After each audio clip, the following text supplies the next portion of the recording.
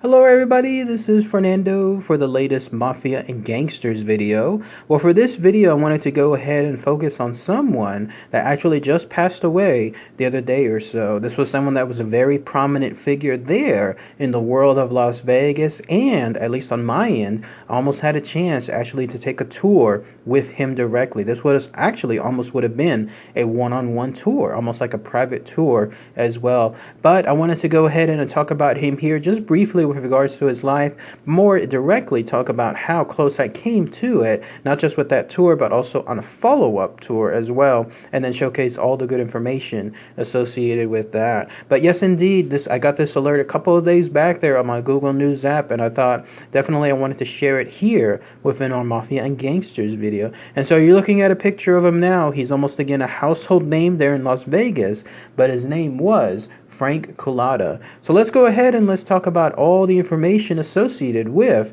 this mafioso guy, and then again I'll feature heavily more info on my direct link to him, and then part of the tours and other stuff that was linked to him as well. So who was this Frank Cullotta? Well, he was definitely someone that was pretty much a lifelong American gangster, American mobster. He started off pretty much at a young age, and then ever since he was a boyhood friend with Tony the Ant Spilotro, they pretty much started a criminal career together as teenagers. Now, I'm not going to mention like a whole bunch of stuff associated with him, because mainly there's a lot of things out there already that are done very, very well. There's documentaries, there's articles, there's movies, of course, with the movie Casino loosely basing a lot of things on that as well. So you can definitely catch far more detailed information on here. I'm just going to skip over a lot of things and just highlight some of the most important things. But at least, again, definitely someone that you can see a lot of stuff out there, especially on YouTube and on other major articles. But in the world of Las Vegas, him and Tony the Spilatro definitely reigned for a good while. They were there as part of the Hole in the Wall gang. This was a gang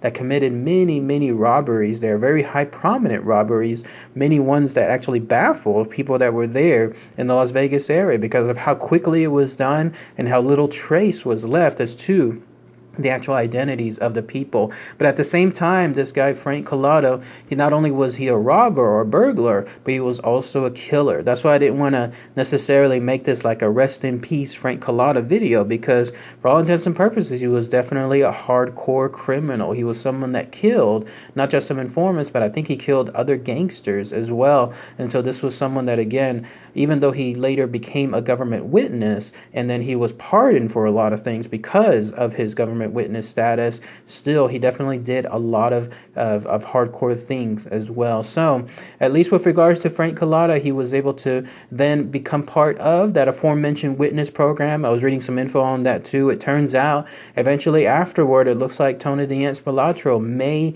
have gone into some process when it came to cleaning out, as they called it, like making sure that they were taking care of some witnesses, and that would have included him. And so he in turn became a government witness, and the rest was history. He ended up actually becoming a major staple there in Las Vegas after he entered that government witness program. I don't know how long he lasted within it. I don't know if he was kicked out or anything like that. But either way, though, he pretty much lived a free life there, open and reigned there in Las Vegas. And he actually became a part of a tour guide company. I think it was in two ways. One was the Mob Museum, which is a big, huge museum there down by the Town Fremont area. I've been there before. It's a really beautiful museum. Highly recommend checking out when you have a chance. And he was also part of a tour company on another front. I think it was called Vegas Mob Tours, something along those lines. But that's where I come into play. That's at least where my information has a direct link. So I saw that they were offering his tour there in Las Vegas a couple of years back. And so when I had the chance to actually go on the tour, whenever things just coordinated so perfectly, I decided to try it out. And the reason why it had to just coordinate so perfectly was because he was obviously doing a tour, but he wasn't doing it every day. I think it was like maybe once a week, and even then it was for only several months out of the year. He wasn't necessarily doing it every single week in of itself. And so my time period there in Vegas just had to perfectly match with his, and I found one, and you'll see the email here. This was actually around November or so of 2016, but lo and behold, bad luck came my way, because on the day that I was supposed to go on that tour, my apologies, the day before on that tour, I got a phone call while there at Las Vegas, and they informed me that I was actually the only person that had booked for the previous 24 hours. In other words, if the 24 hours would have stayed the same, I would have been the only person on the tour itself. And then I was told, I'll never forget the words, I was told by the tour guide, or I'm sorry, the tour spokesperson, that Frank Cullotta only goes out if there's 2 or more people on the tour itself. So they told me that if I waited 24 hours, that there may have been a chance that someone else would sign up and I'd be able to go on it. And it didn't happen. So in either case, though, I ended up going instead on the Good Springs Ghost Tour, and that turned out to be really, really fun stuff, and introduced me to Good Springs, Nevada for the very first time.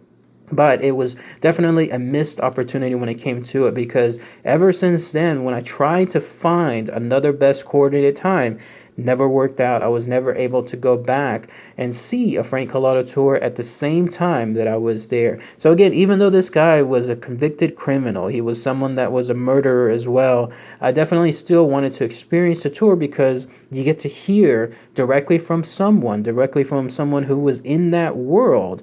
I mean, they were in it, in of itself. They were 100% the actual mobster, and then here he was holding his own tour and taking people on various trips. And so when that happened, and I kind of dismissed it, as a lost opportunity, the next closest chance that I had was this. There was another Vegas Mafia tour by the same company, not hosted by Frank Cullotta, but instead it was just the regular one that was held on a daily basis. I ended up going on that one, and we actually stopped at a lot of the same places that Frank Cullotta's tour would have stopped. And so the guy that was there, really great guy, he was able to talk about the experiences, and then he was able to share more information, and that's what I'll showcase here. And again, this is a great way to show myself to yourself at least how close you can get to the Las Vegas world, because these locations were the real locations. These were the actual locations that the mafioso guys there in the hole-in-the-wall gang and then others were dealing with these transactions. Like, for example, the picture you're looking at here is the actual hole-in-the-wall gang, and there's Frank. You see him on the far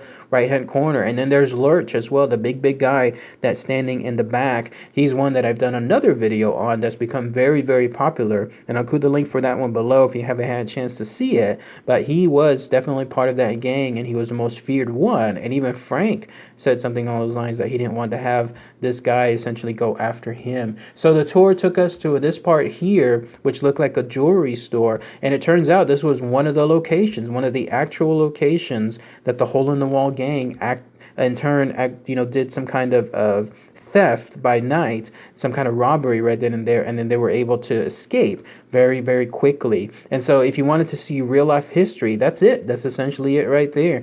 Anything involving the world of the movie of the casino and all these other documentaries that you see about the hole-in-the-wall gang, you're looking at a real life location that they in turn hit. And so that was really, really fascinating for me to see. And then also you're looking at this picture here. If I remember correctly, this was the actual location where they got busted. So eventually the hole-in-the-wall gang were set up by the cops to do something else. And then when that occurred, they in turn went on there, and then they were pretty much fell into the bait, fell into the trap, and then that's when the cops all arrested them, and then the rest was history as far as the dissipation of the hole-in-the-wall gang. And then this picture you're looking at here, this is the actual casino home. This is the one that was featured in the movie Casino, and then the one that had the real-life characters of Tony D'Anspallatro and everyone else. And so this was the location also where the golf area, where the plane landed when it was hovering for too long in the air and it ran out of gas. That really, really did happen. And so you're looking at the actual golf course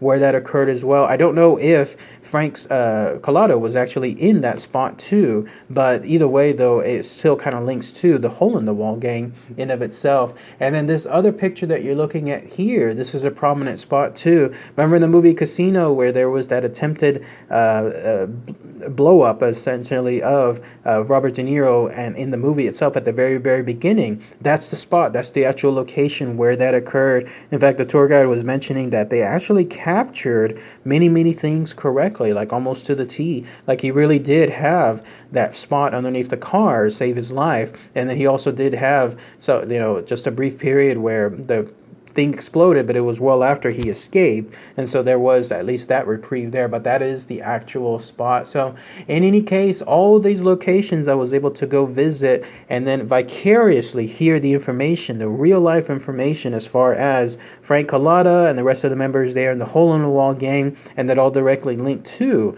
the tour that I missed, and that was so close. That would have been a great opportunity to at least hear from a mobster right there in front of me, let's say 2 feet away in the tour guide van, to be able to hear this direct information. I did have this though. I was able to collect these 2 books in the meantime, because on the tour there, on the mafioso tour that I took, I was able to get some of the books. The representative there was stating that they do have some leftover books from the Frank Cullotta tour, and so I decided, yeah, let me go ahead and I'll purchase some here.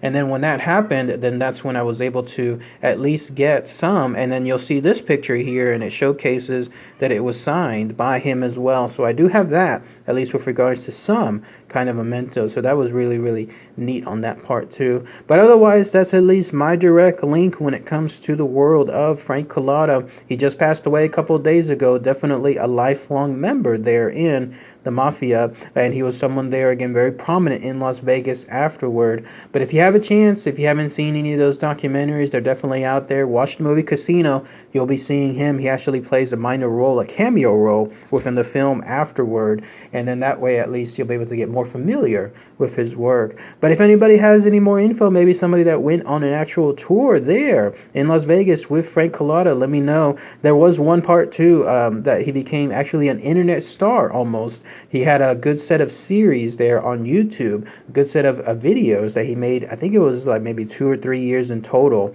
the past couple of years, and he was able to delve into more history of his mafia world. And so if you want to check those out, they're out there. In fact, I'll include the link for that one below as well, and that way you'll get to see more information on that too. So, all right, everybody, thanks again as always. Take care. Bye.